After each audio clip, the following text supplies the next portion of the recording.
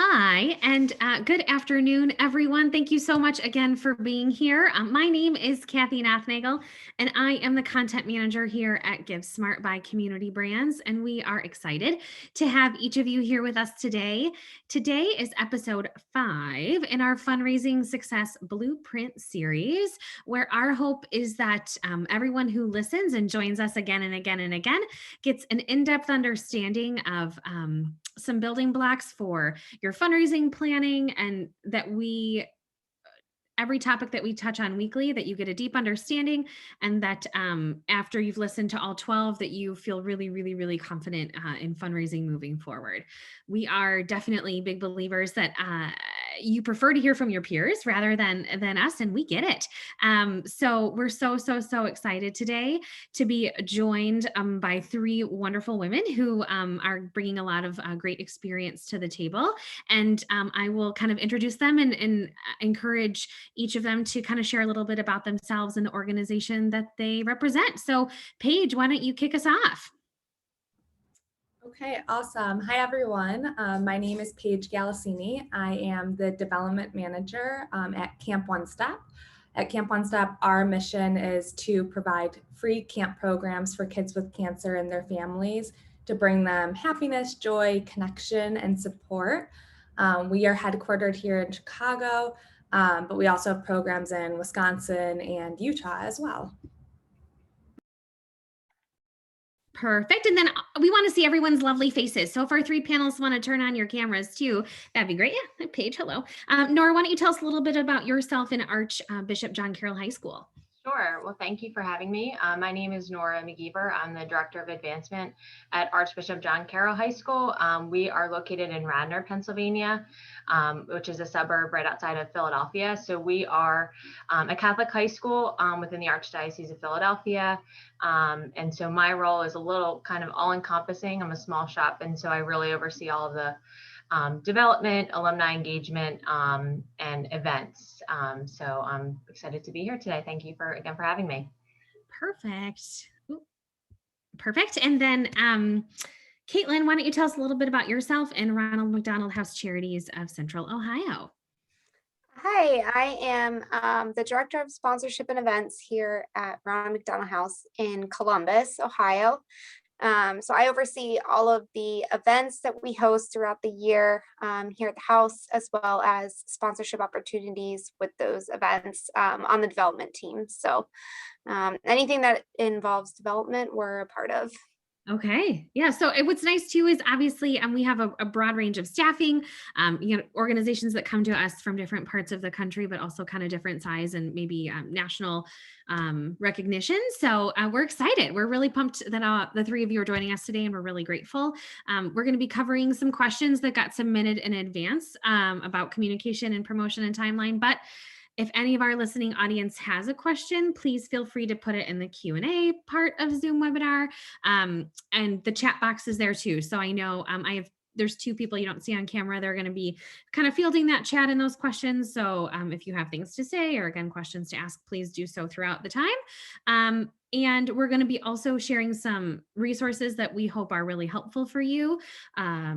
Give Smart and other, episodes on demand that you can kind of listen to when you're doing your work. So make sure to keep your eye on the chat as well to our listening audience. And with that, let's get moving. So I know it sounds so goofy to be talking through Zoom tips because it's all we've been doing for, well over a year, but, sometimes people are like, I can only see Kathy talking, which none of you want. So make sure to pick gallery view so that you can see all of our panelists today, which is definitely the better option. And again, if you have a question, please feel free to put it in chat, and we're going to be going through those resources. So our agenda today is going to be, first, we're going to talk a little bit about timeline considerations and some kind of lessons learned or even mistakes made from our panelists to kind of understand the best way to kind of plan for your event. Either we're talking timeline leading up to it, but also kind of maybe some considerations for the day of, if you're an event-based fundraiser that you're thinking of, and how they really found success. We're going to be talking about some outside of the box ways to really kind of punch up that communication and that promotion. because you want to be able to stand out and you want to be able to make sure that your donors are activating based on what you're kind of asking them to do. And then of course we're going to have that time for questions. But before we do, we are going to go through a poll. It's kind of the poll that we've been doing since the beginning of the Blueprint series. So many of you are probably keenly familiar, but perfect. So what does your 2021 look like? Are you going to be doing all virtual campaigns? Are you really focused on all hybrid campaigns? So there's a virtual element, but some people are going to be in person. Do you have kind of a mixed bag? Are you doing all in person? Like, let's go back to what we kind of were used to, or are you kind of clueless? And I'm curious from our panelists, either Caitlin, if you want to kick it off, like what are you guys planning this year? Sure. Well, we've hosted one event so far, and unfortunately that one did have to be all hybrid. Just with our venue, it's not a typical venue, it's at a car dealership, so they couldn't really designate what was a safe number to have per CDC guidelines, but the remaining parts of our events will be all in person or a hybrid style event. So all of our Hullabaloo events will all be hybrid, so Zoom or in person. Golf and sporting clays will be in person with a program that's more virtual. Got it. And then Nora and Paige, would you say you kind of have a similar mixed bag going on? Yeah, I would agree. We're kind of, so far we've had an all virtual event in 2021, but we're hopeful that throughout the summer and the fall that we'll be able to have some more hybrid events and more in-person events as well. Perfect. Yeah. The And same. I mean, it's hard, right? It's so hard to know, which is why we're coming together, because everyone kind of feels in this kind of stuck in the mud part of, how do we move forward? How do we take that kind of first step out? So, and that's kind of across the board. Everyone seems to be kind of doing that little bit of both. And, there are a lot of people who don't really have a clue, which I can appreciate, that is kind of new and different, and we all got to figure it out together. So let's dive in with our timeline considerations. So when we look, I know from the Give Smart perspective, or when we talk to kind of the clients and the customers that we work with, by and large, it seems to be that timeline, when you think about timeline, organizations that found success and maybe felt a little more stable, had a really thoughtful timeline, had expanded their timeline, had looked at, do we change when we open our ticketing? Do we text people in a way that we hadn't before? Do we open up an auction or a premier item ahead of time? Do we tighten up our program? Because do people really want to stare at Zoom for 3 hours in a way that when you were engaged in a dinner?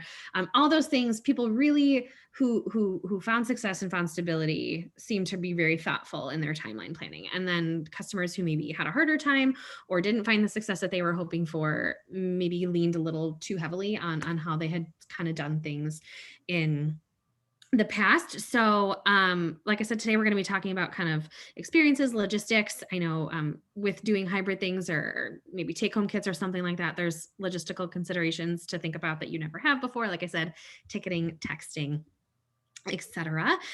So we're going to kick it off. I know, Paige, you have an event coming up really, really soon where you kind of have some logistical things that you need to really think about. Yeah, so we are doing a whiskey tasting on June 3rd, and we're doing it virtually. So I think the thing about virtual events is sometimes you can turn them around quicker, but I do think that you need more time for marketing because, we've done a lot of virtual events just as, a whole community. And so people are kind of maybe going away from the idea of virtual, and you have to really prove to them that your event is something worth attending. So yeah, we decided in February that we were going to do this, and the event is in June. Okay. Yeah, no, I think, and I guess I'll pull it up in a little bit, but you're sending like cocktail kits, and to your point, like the logistics behind, I think, planning some of that stuff, it is different. And to your point, now people are kind of getting crowded and tired. And so how do you kind of make it different and make it unique. I guess, Caitlin or Nora, do you have anything that you guys are kind of doing that's outside of the box considering your timeline? Well, similar to like, it's not a cocktail. We offer cocktail kits at our recent virtual auction. So we built the cocktail kits here at school. We got all the supplies ready, and then we offered it for people to do curbside pickup, or we could deliver it within a 20-mile, if they were in a 20-mile radius. Sure. And then we also offer that to our sponsors. So just another added perk to, if you're, at different levels of sponsorship, you could also get a cocktail kit included. And again, since it was a virtual event and we wouldn't be gathering together, it was an opportunity for some of our participants and bidders, donors to enjoy the event with a nice cocktail to go along. For sure. Well, and I think too, when I think about, I know we get a lot of concerns that because you're not having face-to-face time with your donors, because some of those, larger donors or sponsors, you don't want to miss out on kind of that stewardship or that opportunity to continue to grow that relationship. So I'm assuming that you probably delivered those to the people who are giving you the most money and said, I'm going to bring it to you no matter what, for sure. And I think that consideration, I mean, I don't know, Caitlin, you had a few sponsors that you worked with in a few different ways this past year, right? Yeah, we kind of did a similar concept as Paige and Nora, where our Hullabaloo event that just took place in April. So normally in an in-person event, we would have a table sponsor where it's a group of 10 at the event with some different recognition opportunities, reserved seating, all of this stuff. So when we went all virtual last year, we were like, how are we going to honor these table sponsors that already paid, and kind of came up with a host package idea for at home. So similar concept, you still got 10 tickets. We actually delivered as well a whole host package that had your game boards, your crayons, your programs. We delivered drinks and snacks that we had donated. So you basically could host a party with our host pack at home. So that's something that we're implementing from here on out with our Hullabaloo events. So even if we are fully back in person, full capacity, we will always have a hybrid option now. So it's something that was a positive out of this whole negative situation, and an added revenue stream, and people really enjoyed it. And we just keep getting more and more praises for our host packages and just being creative with it. And we partner with a courier that helps us deliver these if we can't get them all out in time. For sure. I'm just curious. So obviously, I'm assuming if you're going to continue doing hybrid, that it had more success than you thought it would. Yes, we saw a lot more people from all over the country participating. But like Paige said, it's a quick turnaround, but a longer process planning ahead of time, because this event requires a physical game board that you're playing with, and mail's slow. So we need to build in time that we can get the mail to them. So we had to open up certain things earlier that we would sell normally day of or the week leading up to the event, because we need to mail things the week before the event. So now they're 2 or 3 weeks out. So we had to look at our timeline and then adjust from there with some of these aspects.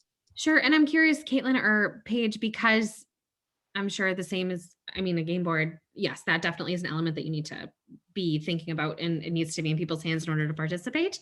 But when you were you need to create a sense of urgency, I would assume, in order to kind of get people to sign on so that you can have that time that you need. Is there any way that you kind of created that? Is there any way that you thought outside the box with communicating to kind of make sure that the timeline that your potential donors or potential guests understood, like, this isn't how it's always been. I can't give you a table the morning of, like, we need to have a plan.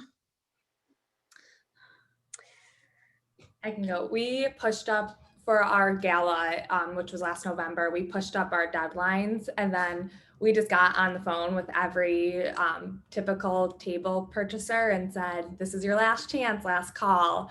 A lot of them are our board members or friends of board members. So we just did a lot of direct requests and a lot of picking up the phone and just communicating in that way. We found that to be the best way to get them to realize they had to buy their table now, not later. So Right. Well, and that can be, that can be really hard because it hasn't always, I'm sure all three of you as seasoned fundraising professionals, like you make it work to the last very minute that you can, but there isn't that opportunity this go around, which I didn't really consider that. Yeah, picking up the phone is a very old school way, but a very important way to make sure that people feel the pressure. Maybe that's not what you want to make people feel, but you want them to understand that like it's kind of now or never.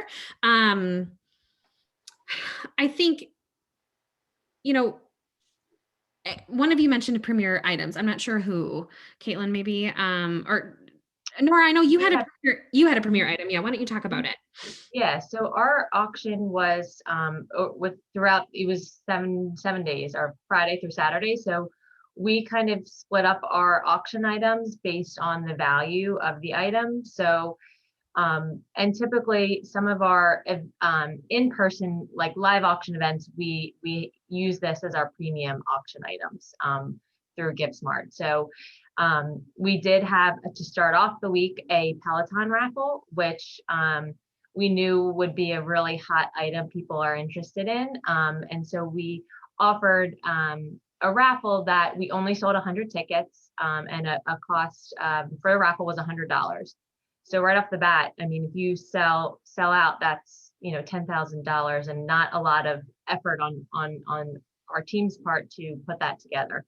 We did have a couple of donors who stepped up to help us get the Peloton bike ordered. So that was, kind of to kick off the week. And then just to keep people's engagement and to communicate with them throughout the week, we opened up our premium items on Wednesday. So those, again, were the higher priced items, some things that were a little bit, we wanted to kind of have those as like the real hot items that people would want to bid on. And so we closed those an hour earlier than the rest of the auction items that Saturday, because if someone didn't win, we wanted to have them to have the opportunity to continue bidding on other items. So again, just as another way to keep people engaged throughout the week. And we kind of took the quarantine, piece of, everyone working out at home, you could win a really great prize. And we actually got a lot more people and parents involved who wanted the Peloton bike, but maybe didn't bid on other items, but they bought a Peloton raffle. No, that's interesting. And would you have typically like extended the timeline of your, would all these things have happened traditionally during your cafe program? Like, so the day of, like, if you had a premier item or premier silent items that closed early, would all that happened kind of in that? Yeah, they would have happened like in that in-person event. Okay. Live auction, we would have a silent auction and then just baskets, but we really wanted to highlight some of those premium items. For sure. Well, and I liked what you said too about, I would assume that if you had people kind of buying those Peloton items, then they were in the fold of your other communication. Right. So, and I loved too that you said we had premier items that were maybe a higher price point. So, everyone has a budget. So if you didn't plan a vacation, but there were other items that you had, that they could have that opportunity to spend otherwise. That's really smart, because you always have to have a second reason for people to give, right? Exactly. But were you surprised at people who bought Peloton? Did you see an increase in their participation throughout the week? I did, yes. I would say those who bought a Peloton raffle, they may have bought a cocktail kit, or they donated, or they participated in the 50-50 raffle. So I would say just from comparing our number of users from 2020 to 2021, we doubled it. So I think last year we had about 200, over 260, and this year we had over 450 people that either, bought a ticket, donated, bid. So it was really a huge increase in just, adding those little touches throughout the week. For sure. Well, and and you did all that through your GiveSmart site too, which is nice, is because you can set all those things individually. So each individual item you set, yeah, for sure. And no, that's really, really, really, really smart. I guess on the timeline front, do any of you have anything else you want to say or consider that I forgot to mention before we move on to those important elements? You can say no. The I answer feel no. like Nora had a really good idea. I've never looked at it that way. Like we just promote the item, but we don't actually release things at different times. So we'll release the auction early. And then as we lead up to the event, we just pull out certain items that we want to highlight and promote. And then same with during the event, but we've never done it where those items go and then the next set, and then we close things at different times. So that's interesting. Yeah, I would just recommend that if you're going to do it, you really need to communicate it everywhere, the timeline, because people don't read their emails all the way through. So having it on the page, on your, website page, through text, like that is the most important thing when you have a strict timeline, is just to keep communicating, keep reminding people what the timeline is. For sure. And did all of you, when you've typically done ticketing for like an in-person event, do you know when about you would have opened ticketing for? Like how far in advance? We're usually, well, I should say the push for tickets is 2 months before. A lot of times we have the registration available, whether it's contacting the event lead or registration form, or like right now, any of our events you can go and register for. So if you stumbled across it, it's there. But the actual push on social media so that we can spread it out and it's not promoting so many things at once, we'll do about 2 months ahead of time. Okay. Yeah, I would say same thing. Mhm. Yeah, I was going to say probably 6 to 8 weeks. So Sure, just right around there. So just for perspective, in terms of what we see other people doing in GiveSmart with ticketing, is that it's about a third, a third, a third. So a third sell their first ticket 30 days before their event. Another third sell them their first ticket between 31 and 60 days. And then the last third are 60 plus. So 60 to 120. So it's funny that you all kind of fall in that same 2-month window, but I can appreciate for those of you who have multiple campaigns or multiple events, it's hard to, you don't want to be tripping people up or confusing people. And that gives you a nice long timeline to promote. And as we kind of talk about promoting, I am curious, and then I'll ask you all this question, but what kind of communication channels, and I'm launching this poll now for the participants, but what communication channels do you all use to promote your events? I mean, I heard like phone and email and stuff like that, but is there anything like, do any of you kind of do a texting plan? We've not used texting outside of the event. Okay. Yeah, we have a system, since we're a school, like a system that it's called Power School. So it emails and you can text directly to our parents in the system. So we did utilize that because you can break it down by class, different classes. Sure. Constant contact, social media were really the main ways. And we did mail postcard invitations. Okay, no, that's postcards are smart too because they don't have to open them and they know what it is. You can stick them on your fridge and they'll stay there. Yep, Hopefully as a reminder. and it's cheaper to send. And then, Paige, I know you use I think we talked about it, that you use the texting through GiveSmart from past events though too, right? yeah, so we'll typically go. So our 2 events is a poker tournament and then a gala. Our poker tournament, usually it's a very different crowd than our other events. A lot of them, we have a radio host that promotes the event, and so a lot of them come through that. Okay. So it's not like our standard audience. So we always do make sure to really hit them up every time that event's around the corner. And one of the things we do is go to our past GiveSmart campaign and shoot them a text message when registration opens again. I know, Kathy, we were talking about that you could also import a list into your new campaign and send it through that as well. Yeah. No, I think that if there's something that I have seen that has been really effective is that people using that text messaging outside of the timeline of their program and not overdoing it. But I'm sure, Nora, I mean, you're using it with another system that, don't forget it's time to register, or did you see this item, occasionally. Definitely to people who were engaged before is just a really smart thing to do. So this poll, obviously, I guess it comes as no surprise that 100% of the people are using email. Smart.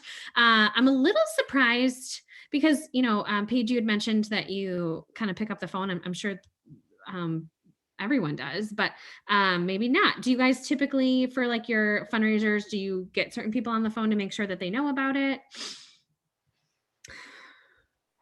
Yeah, we definitely do, especially with the transition to virtual last year. We were making phone calls anyways about what was going on with our camp programs as they were moving to virtual. Sure. And so with the right people, we tied in what was going on with our gala, gave them kind of like the sneak peek of what we were thinking. And then as more details were released, we made sure to get on the phone with them and have personal conversations. For sure. No, that's really smart. And as we kind of transition from some of those timeline considerations, like I said, ticketing and all the rest of it, and we talk really about communication and promotion. That poll was very interesting to me, but we're going to talk a little bit about kind of mission moments, or how our panelists kind of engage with the mission, and maybe feature it. We're going to talk about maybe some volunteer donor sponsor recognition, kind of maybe hits and misses there, how you make that call to action very clear. The concept of using like high level volunteers or street team or ambassadors. How do you communicate liability? Because that's something that is going to be a concern of everyone, I am sure. And then if there's kind of some fun things you can do with order forms. So I guess I want to start with perhaps tossing this to all of you. Do you feel on the mission side, do you feel like you had some wins last year in terms of highlighting your mission, or how did you make sure that your mission was at the forefront? And did that you kind of see some results of people coming in rather than these transactional buy a ticket, register, buy a ticket, register? I think ours is a little unique because it's a very physical mission. Like our offices are here at the house. It's easy to have people come in and see. With COVID, that's been a little difficult. But during these virtual events, we've actually hosted them at the house, and during like the intermission part, we had our host walk around parts of the house and kind of show them like a brief tour, and told people, when they're comfortable coming in, we'd be more than happy to tour them around to see the rest of the house. So that was kind of a unique way for them just to get like a sneak peek and tie it back in. Also, every event we have a family speaker, whether it's a pre-recorded video that we've done for the virtuals, or if the person's comfortable being in person. One of our events we hosted here at the library, and this little kid just walked into the library and was like, "What are you guys doing?" And they're like, "Come on over." And he was on the screen in front of all of our attendees and actually pulled the winner's name for that round, then went on his way. So it was like very organic, but great timing. So little things like that, like utilizing the fact that we have a physical mission, and playing that into our events has been great. Absolutely. No. And that kiddo is my hero. I love it. I love everything about that. And the confidence, that's what you need. No, that's all really smart. And I know, Nora, maybe not so much it's like the mission side, but I loved when I looked at your Facebook, which I'll share right now.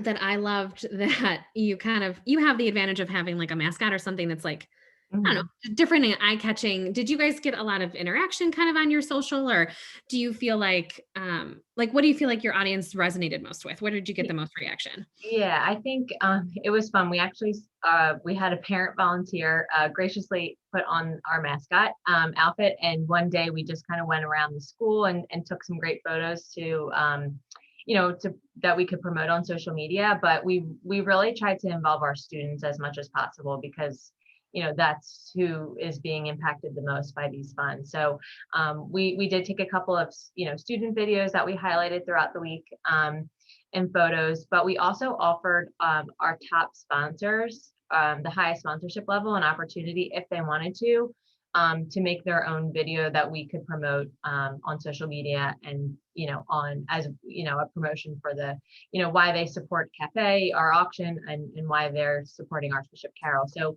we did have a couple of people who felt comfortable doing that, and I think one was an alum and a parent, and really could speak to why they support, and encouraging people to donate, encouraging people to bid. And so I think that, as much as we're involved in it, they don't want to see our picture or anything, or, just a button to click. They want to see the impact that they're having with, through the event. Absolutely. And I think that that is like a very key element to promoting anything with a nonprofit, that if you have someone else kind of sharing the same information, like, of course, everyone's like, of course, no one's going to have me register because it's their job, right? And even though you care about it and you can be passionate about it and you can love it and you can feel it in your bones, it is more meaningful, I'm sure, when it comes from someone who's, tied to the mission in a way that maybe they don't feel like you are. And I know Paige, and this is a little different, but you guys have kind of I kept calling it a street team, but you have like an ambassador program, if you will, where people kind of promote and obviously use kind of branded content. I know you had with your Giving Tuesday a bunch of posts, but you guys found a lot of return with that, right? Yeah, so what Kathy's referring to is for our end of year campaign, we reach out to camper families and we ask them to be ambassadors for Giving Tuesday. So, our camper families are not our big donor base. We don't ask them, our programs are free for a reason. So we're not asking them for money, but this is one thing we do ask for their support on, is on Giving Tuesday, sharing pictures and helping just spread the word, spread our mission. And so we have a lot of fun with it with them. We send them a little care package with either t-shirts or photo props or different things that they can use to get really into it too. We also ask some of our volunteers to be ambassadors, and it works out. I mean, we flood social media that day, I think, is just always our goal. We're the people with the stories that have like the tiny little dots, because there's so many things posted on Giving Tuesday, and we're sharing all the content of our families, and we just always have a lot of fun with it. We have a theme every year, and so we work with that with whatever props and things we give our families to use as well. For sure. Well, and I think, that idea of kind of segmenting your volunteer / donor base, I think, is important. And I know we had a question kind of come through with that idea, because Paige, I think you said it, like, our camp families aren't our biggest donors, but this is something that they can do for us, and it's really powerful, and it helps kind of get things kind of moving on Giving Tuesday. I'm curious, do any of you, kind of, when you look at your donor segmentation, and we do have a webinar coming up in June, so if you really want a lot of information, I would encourage to be on the lookout for that. But do any of you kind of do special invites for certain donor levels? Someone asked. And if not, that's okay. We don't necessarily do levels, but we'll pull based on like events that they've attended to make us understand like what other events they might be interested in. Sure. We are starting to get a little bit more into this concept. With this past event, we added a question to our survey about other areas they might be interested in, whether that's different programming or cooking or naming right opportunities and things like that, to understand what level of donor they might fall into. And then depending on what they gave during that particular event, now after the event, we have our annual giving officer and then the event lead splitting some of the list. And I kind of segmented out who they were going to contact each based on how that person gave and what they gave. Mm-hmm. And then they're contacting them after, just thanking them and then asking them, why did you choose this?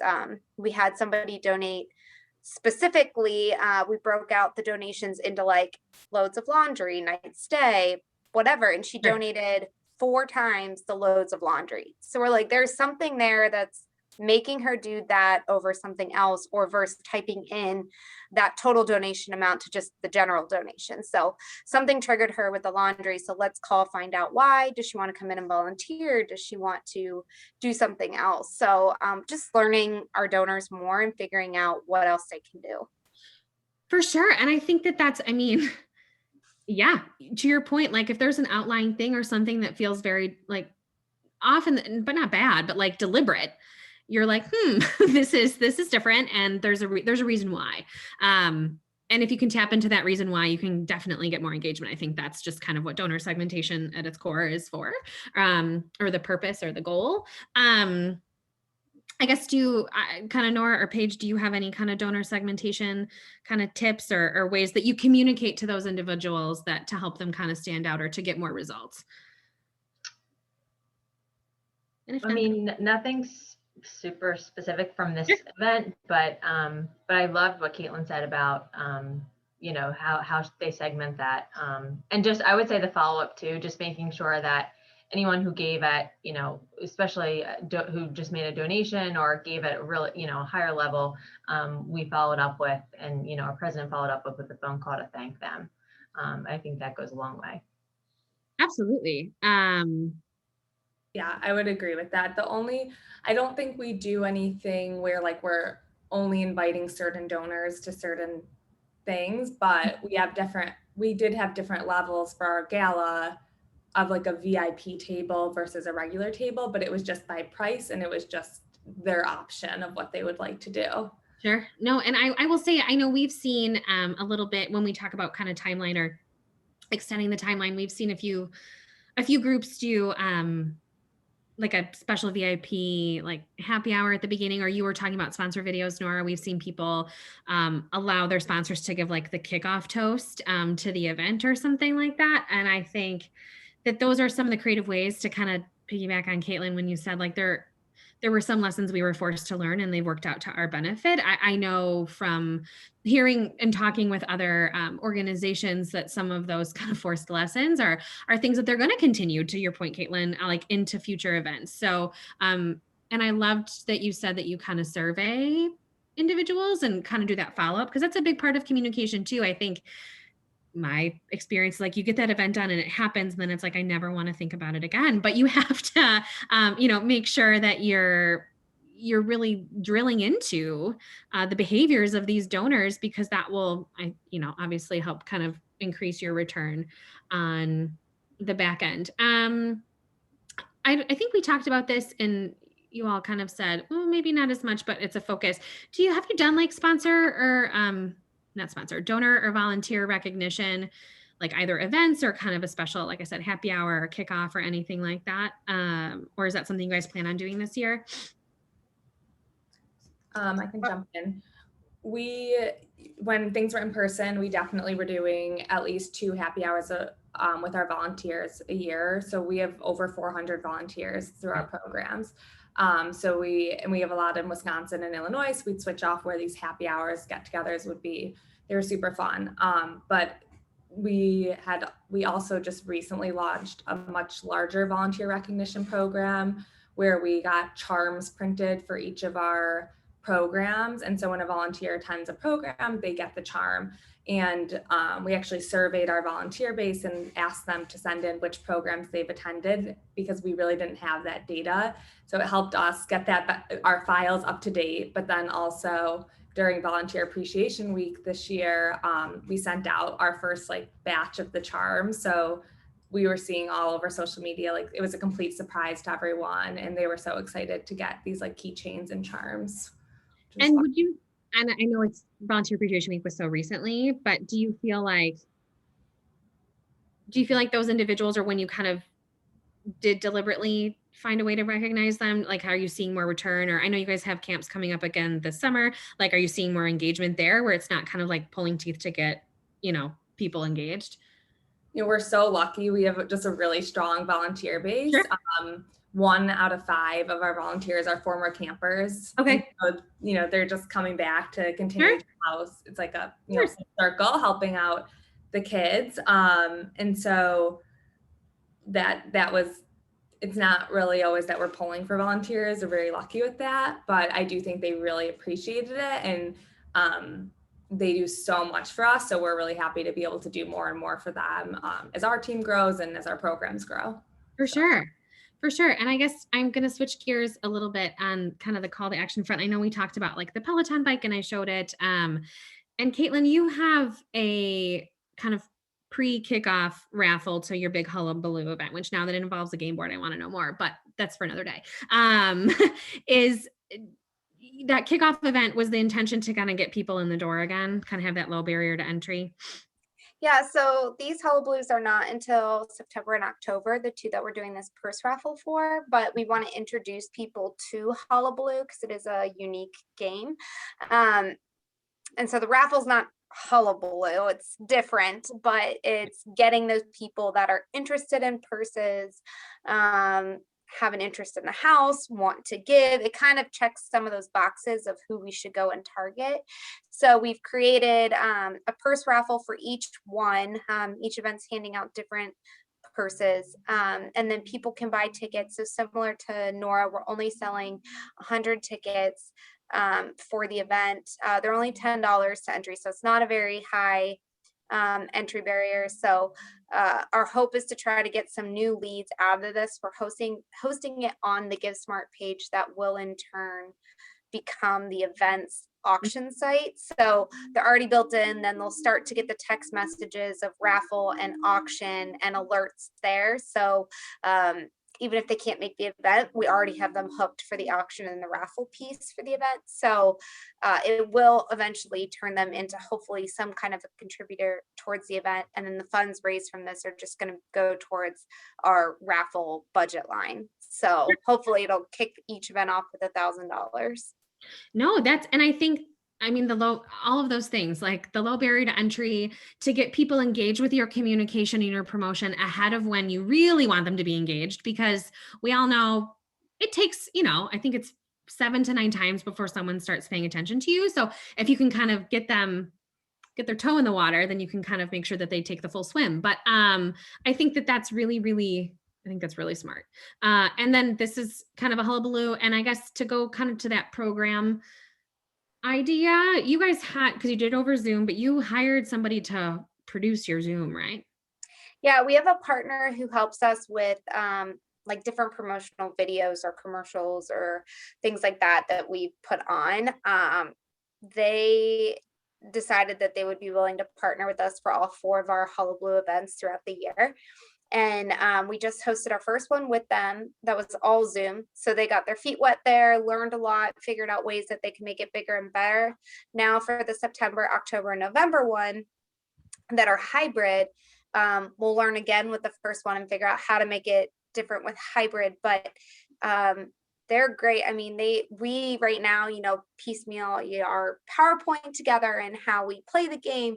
And they actually now are like, just send us the PowerPoint. We'll dissect it. They literally do all of the graphics for our NHL team here in Columbus. So like anything you would see on a scoreboard at a sporting event, they essentially can take now and do with this game. So there was like confetti dropping when somebody won, and different sponsor elements that we can make bigger and better, which is only better for our sponsors and gives us some more opportunities there. So it also helped alleviate some staff. It took about probably 5 staff members to run a virtual event.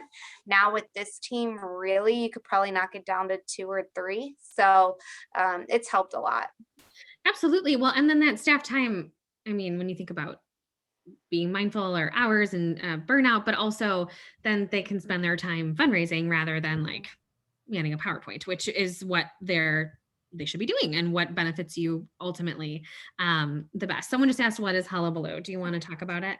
Yes, it is a word that is confusing. We should have defined it from the beginning. It is a very unique game. So it's a raffle style purse game that we developed because we have strict bingo laws in Ohio. So it's not bingo, but you can think of it kind of like it. So everybody has a game board. There's 6 rounds. We did actually minimize it from when we were in person. It used to be 8 rounds, but to shorten the program, just with attention span on Zoom, we did shorten it.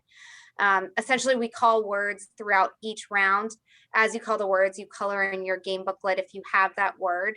The first 3 people that have their game boards color yell hullabaloo, and then it's a reverse raffle. And everybody wins a handbag of those people that yelled hullabaloo.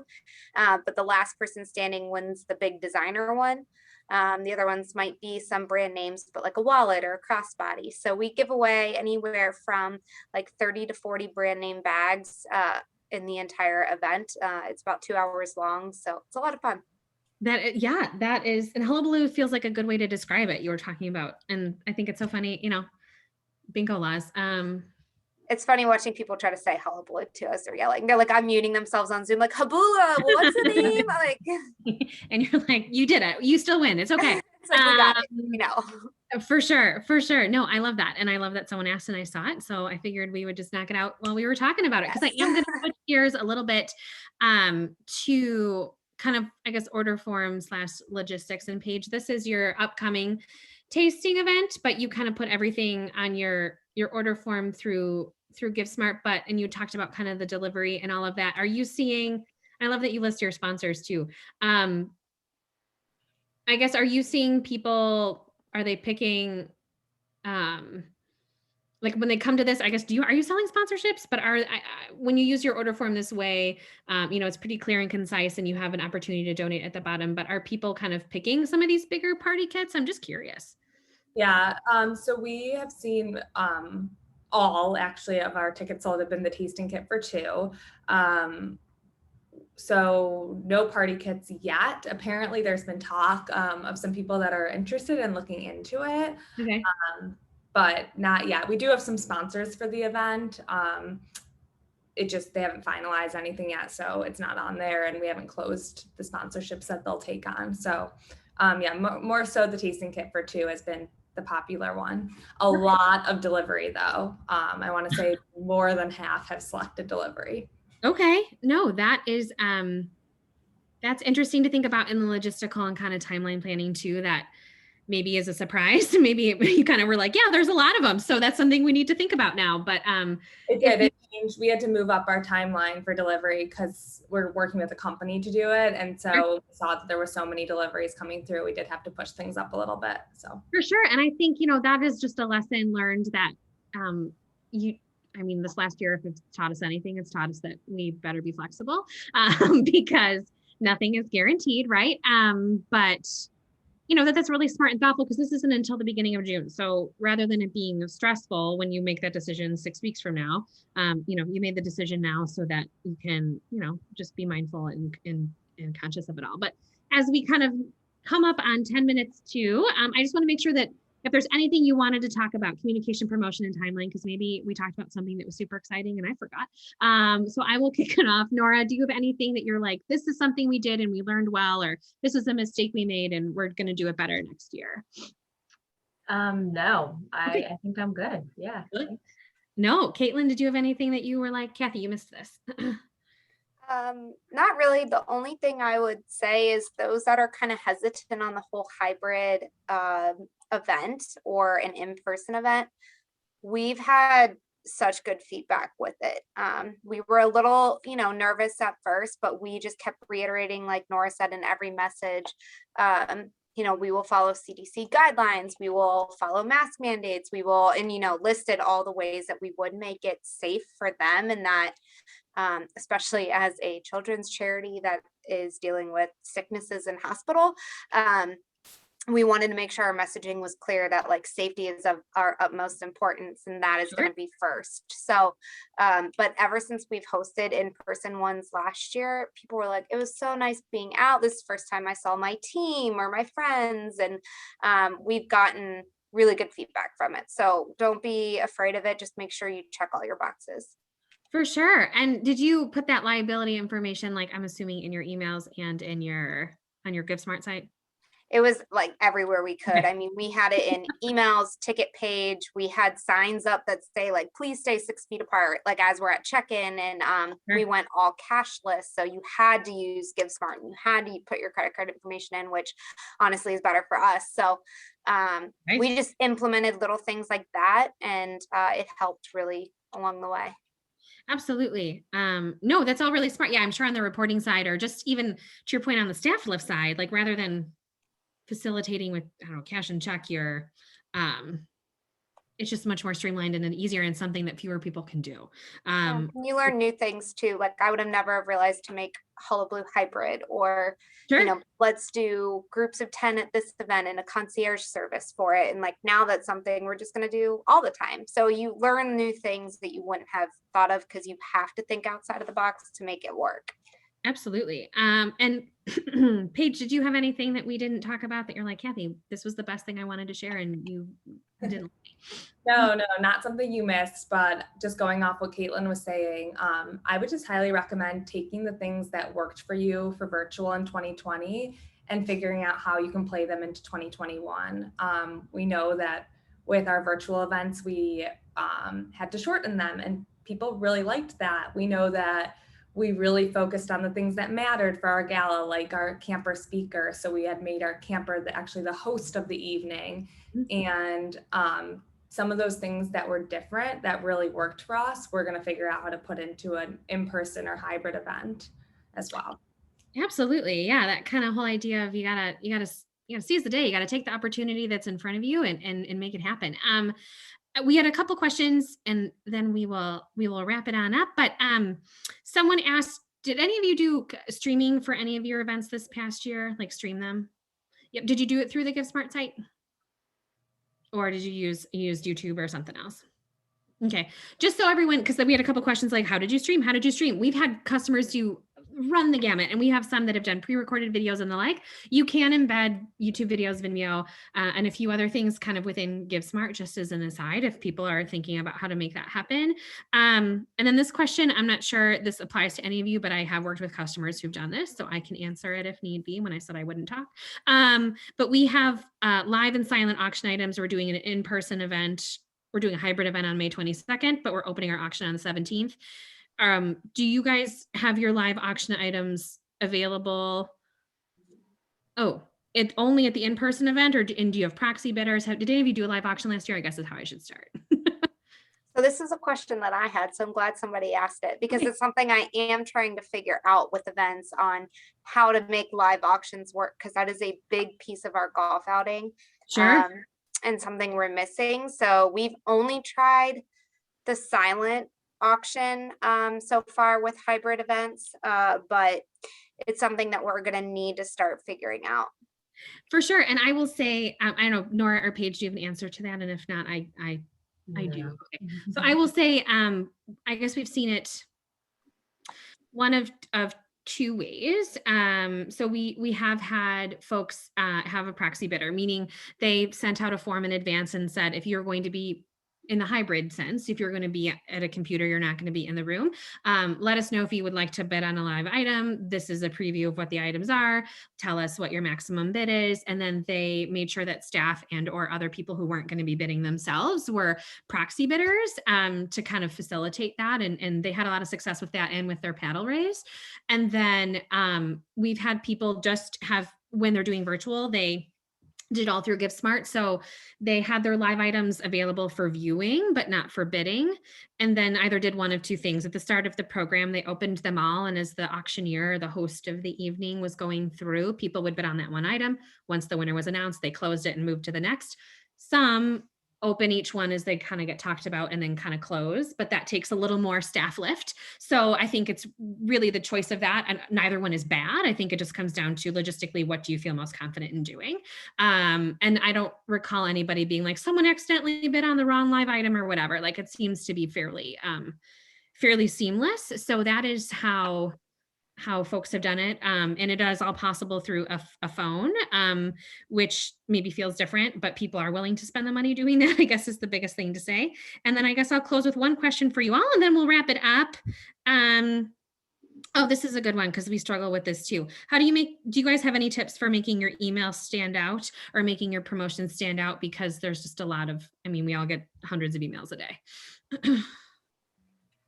One thing with email that we do, we do have our, large database email that our marketing team sends out, but we also, as event leads, try to send personal emails, whether it's, blanketed to a smaller group and they're all BCC'd on it, or if you can, take the time to email individually. But we've noticed that we will get more responses from ours because they won't get spammed, they won't get bypassed because it's not Ronald McDonald House, it's my name.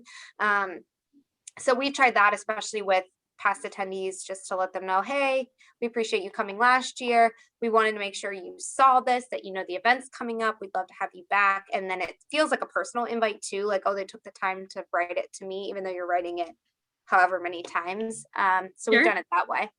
For sure. No, and that is that donor segmentation piece. And I know we've seen organizations have a lot of success. Can't remember which of you said it, but having the volunteer kind of do that reach out, or having the person who's supported by your mission do that reach out. We've had groups do like table captains. So typically in their schools, they would have like parents from each grade level kind of try to round up the troops or the parents from that grade level to buy tickets. And they were like, why wouldn't we do that in a virtual sense or in a hybrid sense too? Like it worked for us there. Where can we make it work for us here? And that's just really, really, really, really smart. So with that, I know we had some other questions, but we want to be cognizant of everyone's time. So I want to say thank you so much to Paige and to Nora and to Caitlin for joining us today. Hopefully everybody kind of had some good takeaways, and I guess a lot of questions came in kind of at the end. So we'll make sure to have someone follow up with you from the GiveSmart side. But thanks to all of you for being here. There is a survey at the end. So by all means, all of our listening audience, please feel free to take a listen. And thank you so much and have a great rest of your day. Thank you. Thank you. Thanks, ladies. Bye-bye.